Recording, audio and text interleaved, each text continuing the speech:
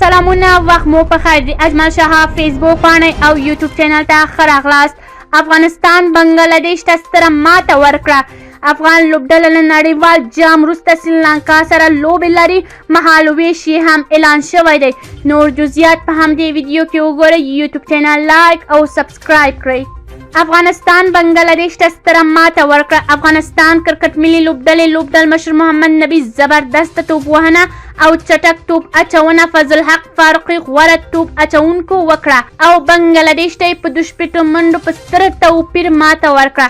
دا لوبه د نړیوال جام د تمریني لوبه وه. د افغانستان لومړنۍ لوبه ده چې افغانستان ملي لوبډلې د پیچ ګټلو وروسته توپ وهنې پریکړه وکړه. افغان ملي لوبډلې په ټاکلو 100 اورونو کې ول لوبغاړي په سوځېدو سره 160 منډې وکړې چې ابراهیم زدران په 29 توپو باندې 46، رحمان الله ګلباز په 19 توپو باندې 22 او محمد نبي په 14 توپونو باندې 40 ناسوځېدلې منډې وکړې.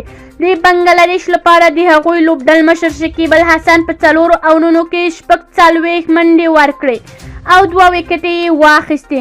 همدغه راز حسن محمد 4 اورونو کې 24 منډې ورکړې او 2 لوبغاړي وسوځول. بنگلاديش په 160 منډو هدف په تعقیب د 9 لوبغاړو په سوځېدو سره 98 منډې وکړې او په 2 شپېتو منډو یې دغه لوبه وبایلله.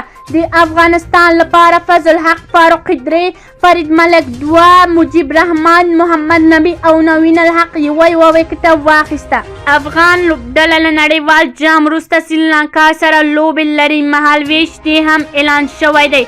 د افغانستان او سریلانکا ملي لوبډلو ترمنځ 50 اوریزو لوبو د سریز نتیجه په ډاګه شو. افغان لوبډله به له نړیوال جام وروسته سریلانکا ته سفر ولري او هلته به کوربه لوبډلې سره 3 یوه ورځنۍ لوبې ترسره کړي. له سریلانکا سره د 3 یوه ورځنۍ لوبې لري چې د کرکټ نړیواله شورا د سوپر لیګ لوبې دي چې په 2023م کال نړیوال جام ته د نیغ په نیغه لاره موندنې لپاره ډېرې مهمې دي او اوس یې بشپړه مهالویش اعلان شوی دی. د کرکټ بورډ د راپور په اساس افغان لوبډله به روان کال نومبر په میاشت کې یعنې د روان نړیوال جام وروسته سریلانکا ته سفر لري او هلته به د دې میاشتې 25مه، 28مه او 30مه نیټه 53 اوریزې لوبې ترسره کړي.